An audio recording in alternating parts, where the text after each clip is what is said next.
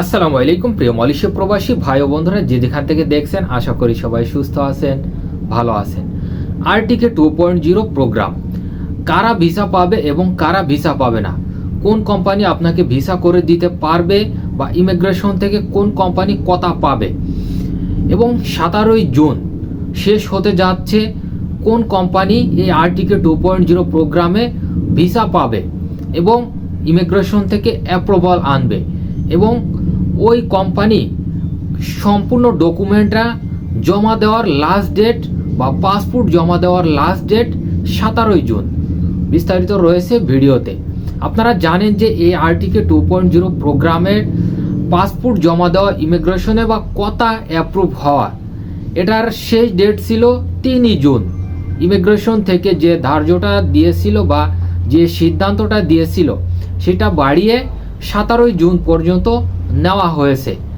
এখন কোন কোম্পানি কত পাবে বা কোন কোম্পানি কত পাবে না, এটার শেষ ডেট হচ্ছে 17 জুন, বিস্তারিত রয়েছে ভিডিওতে, এবং ভিডিওটা সম্পূর্ণ দেখার অনুরোধ রইল।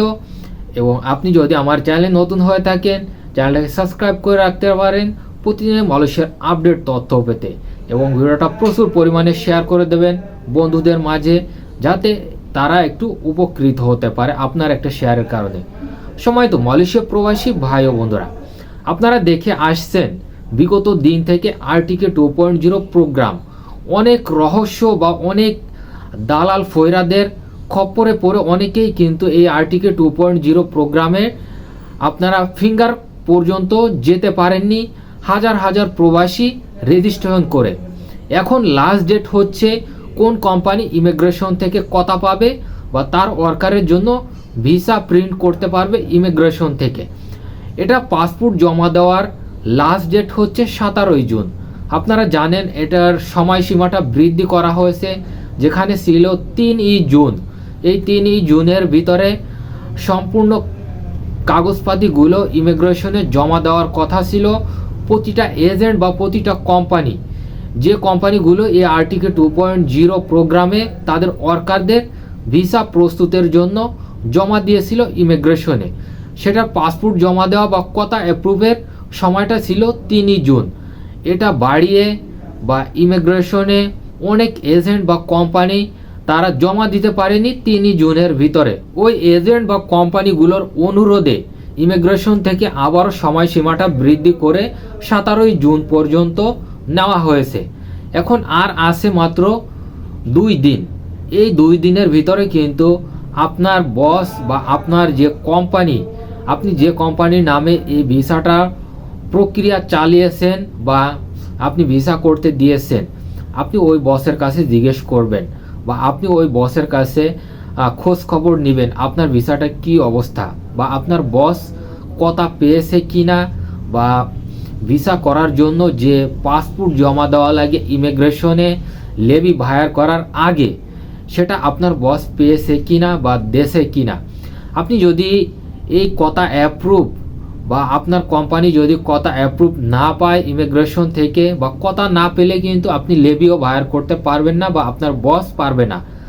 এটা কিন্তু অনেকেই জানেন বা জানেন না, এবং অনেকেই কিন্তু ইতিমধ্যে টাকা জমা দিয়েছেন এই আরটিকে 2.0 প্রোগ্রামে বৈধতার আওতায় আসার জন্য বা বৈধতা হওয়ার জন্য।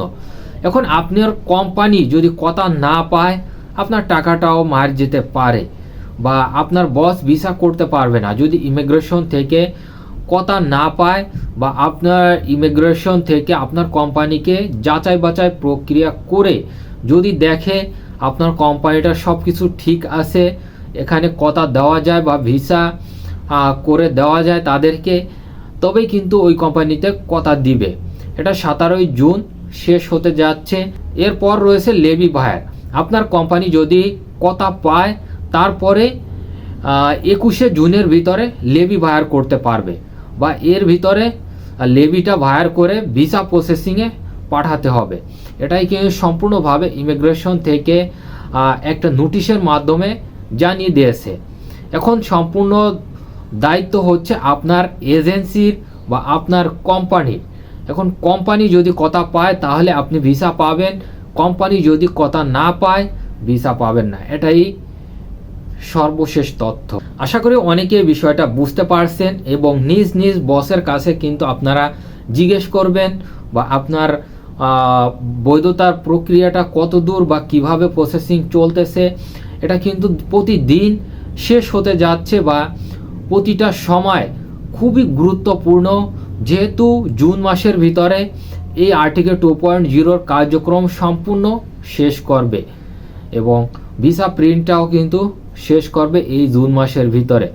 আশা করি অনেকে বিষয়টা বুঝতে পারছেন সম্মানিত মালয়েশিয়া প্রবাসী ভাই ও বন্ধুরা, এবং ভিডিওটা প্রচুর পরিমাণে শেয়ার করে দেবেন যাতে অন্য প্রবাসী ভাইরা দেখতে পারে আজকের ভিডিওটা।